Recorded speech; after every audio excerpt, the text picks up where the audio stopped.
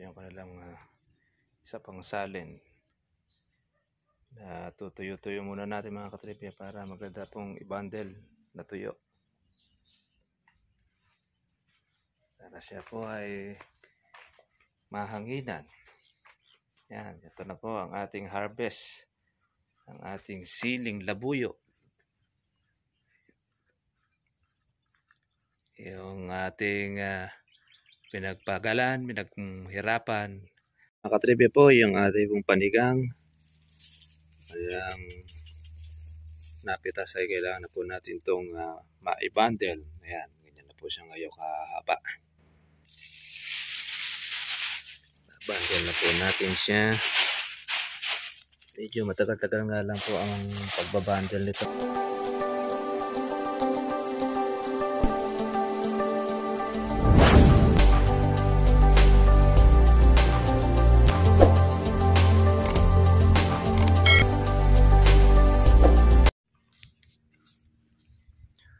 Good morning po sa inyo mga katribya at welcome po sa aking YouTube channel. Ngayon pong araw ay harvest na naman po tayo ng ating siling panigang tsaka po ng siling labuyo o siling Taiwan. Ito na po yung napitas po doon sa ating sili. Ayan, ay napakaganda at napakalalaki ng ating pong sili mga katribya. Ito po ay bunga ng ating organic fertilizer na ating pong ginagamit. Ayan. Meron pa tayong natirang pa ilang pag sumobra sa ating paglalagay po ng abono, organic fertilizer. Ngayon, pinatubigan po natin ito doon sa ating pong kasamang si Bernabe. Ito na po ngayon yung ating mga bagong tanim. Oh, lumalaki na rin siya, mga katribya. Ayan, oh. Ang ganda na po ng ating mga bago. May bunga na rin, ayan o. 20 o 30 tray itong ating bago na ito na siling Taiwan tsaka panigang. 10 yung panigang natin.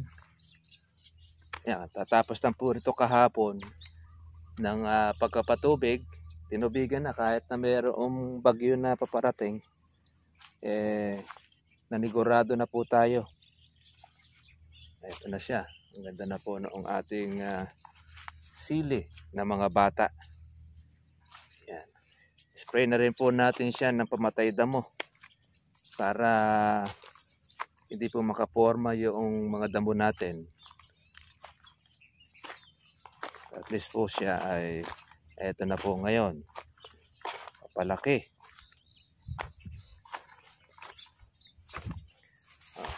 Yun naman pong ating bagong tanim din na panigang.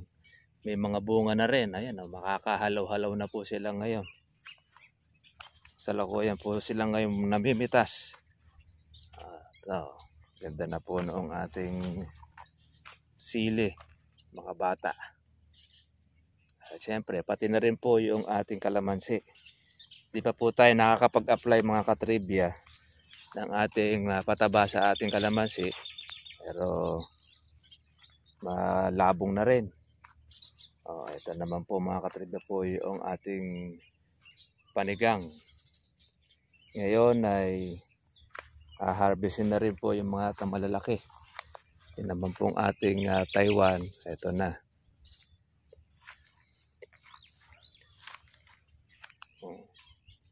Lalaki po ng bunga ng ating Taiwan mga katribya. Ayan o.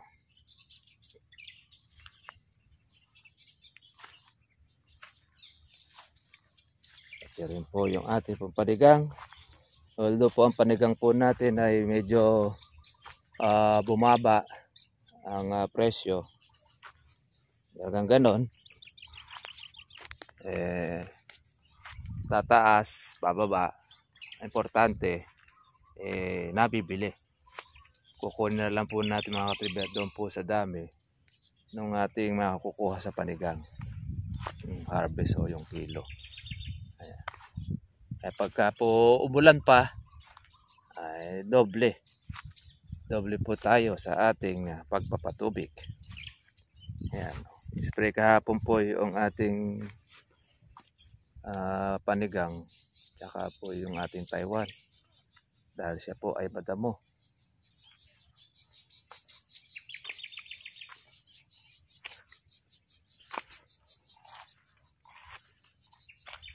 Yan.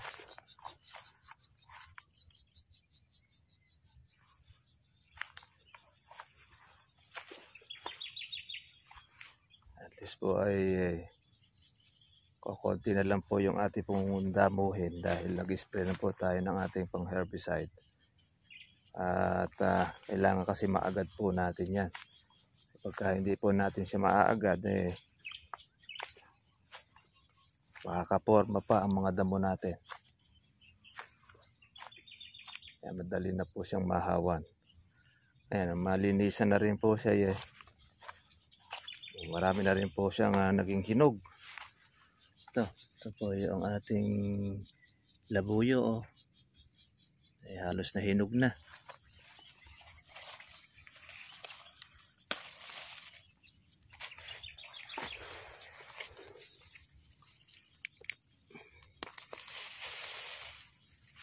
Yan. Dahil hinog. Yan. Yan, may pitas yung mag-asawa. No, okay lang ba kaya? Ayos lang. Marami ng hinog, ano?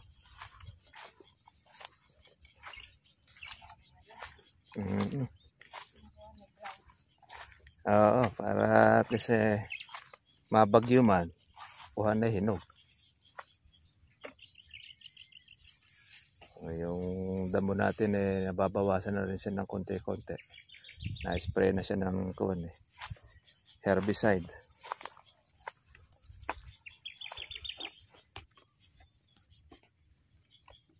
Ngayon, kakain ngayon ng pataba ngayon yan. Na nasabugan at napatubigan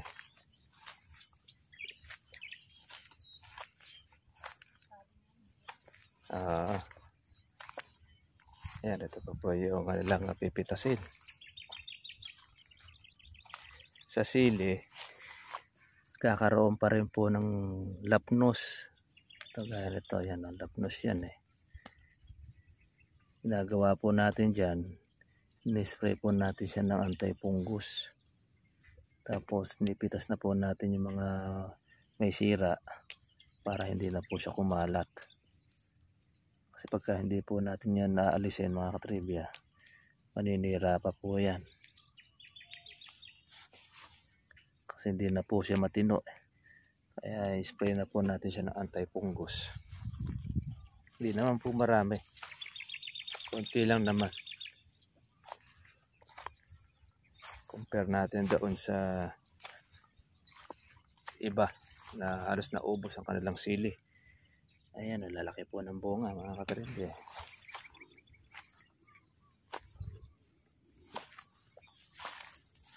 Ito, dami pong bunga rito sa bungad na ito.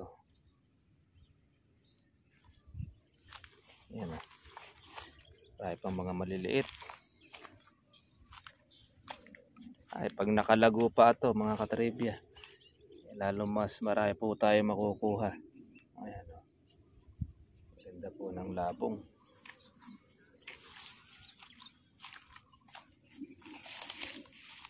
Ayan.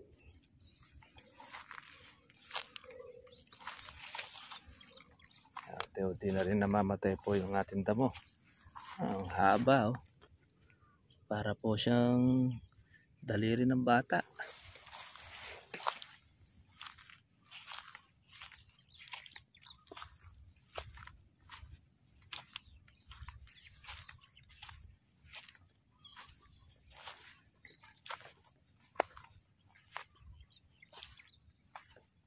Ito, kaya spray lang po natin ito ng herbicide. Ayan.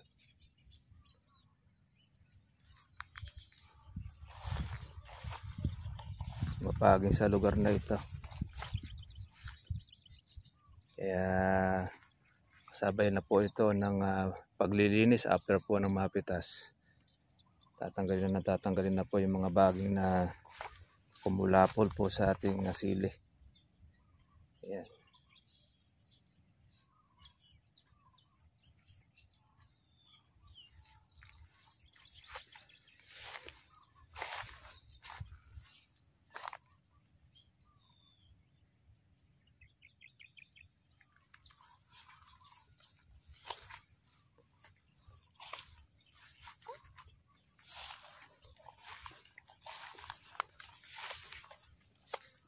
Ayan, malalaman natin kung makakailang bundle sila ng pitas. Oh, makakapuno ko na pala, ano. Ayan.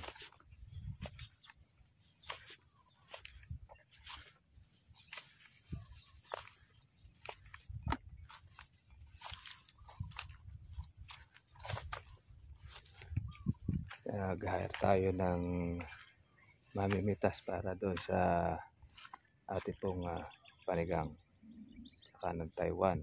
At least ay mas mabilis kasi dapat mga before 12 or 11 ay maibigay na doon sa buyer dahil kuha na po siya, itatakbo na po ng Divisoria ng ating sili.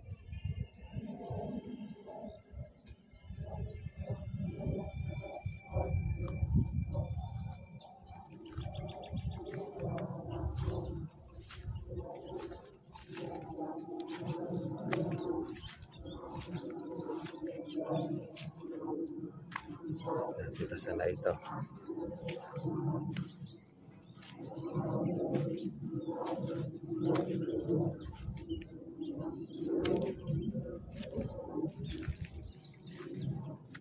Panigang natin. Dami ng mahaba. Ayan. Daming bunga. Ayan.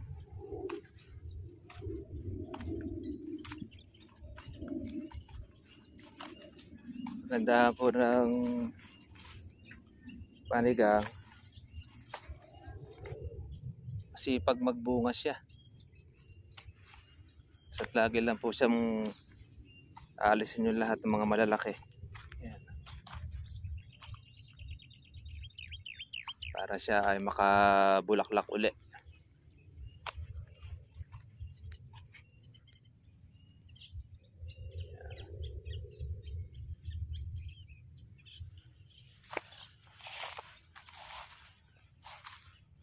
Ayan. Dami ng mahaba.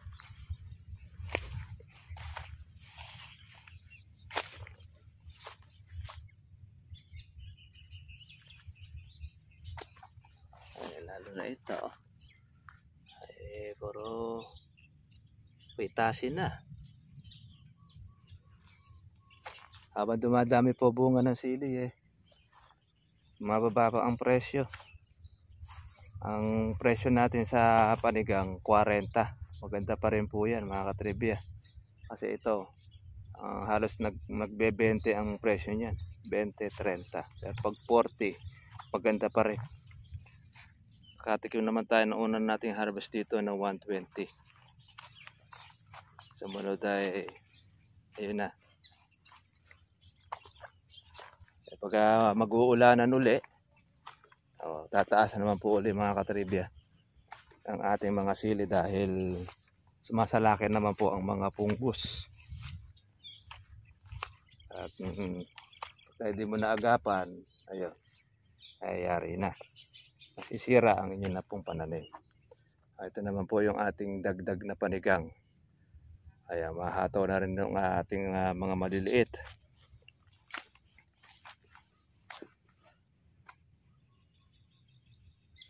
Sampung tray ito. Yung ating tinanim na panigang na bata.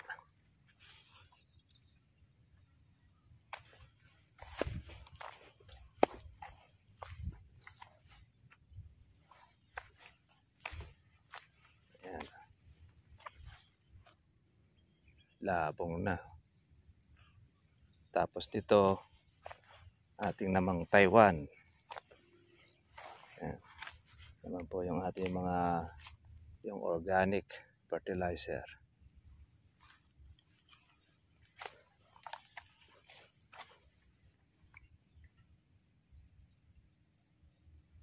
Yan, lalaki na. Sige, tayo po ay magbabundle po ng ating sili. Katuyo po siya. Kailangan na po nating mai-plastic.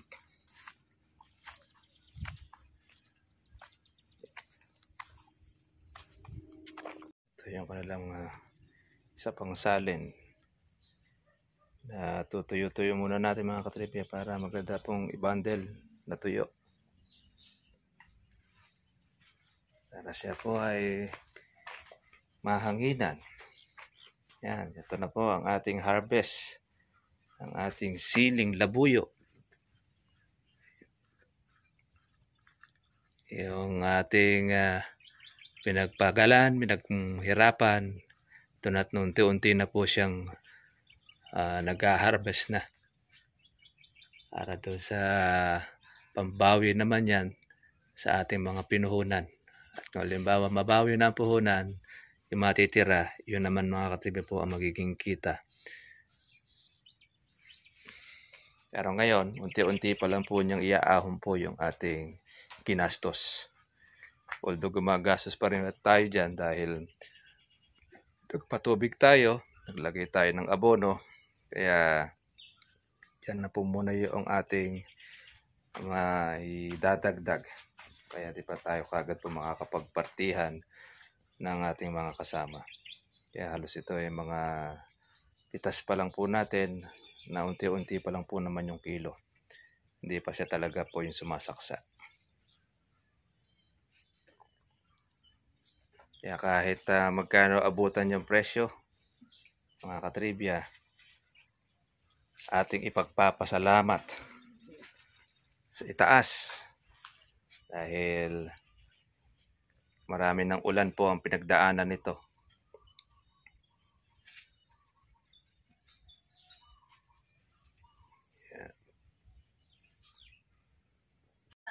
Ito na yung ating pitas. 4 na bundle. Yan. Sumulong tayo ng isang bundle. Nung nakaraan 28 kilos. Ngayon, 40 kilos. Yung ating sili, ang lalaki. Parang daliri, ano? Ayan, kalauwing maliliit. Isang kilo sakto. Isang kilo. Oo, pang gagata niya yun. Sama na natin ito. 41 kilos.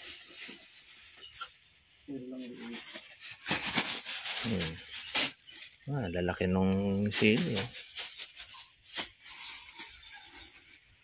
Yan, habang tumatagal yung mga katribya, dumadami rin po ang hinog.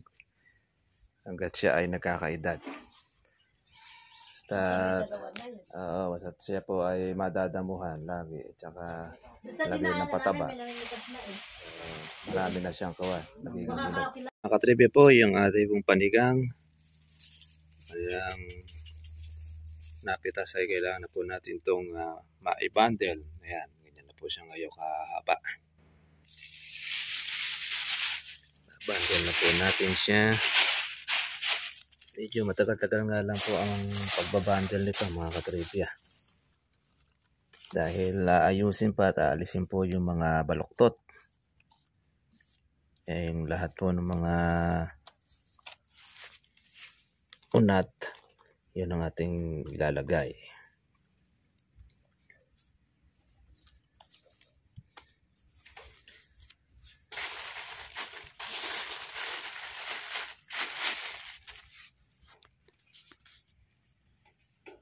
Ito na yung ating harvest na panigang. Ilan ba? 4 at 6 na kilo. 46. Yung ating panigang at pati naman yung ating siling Taiwan ay 41. Yan, hindi na po masama.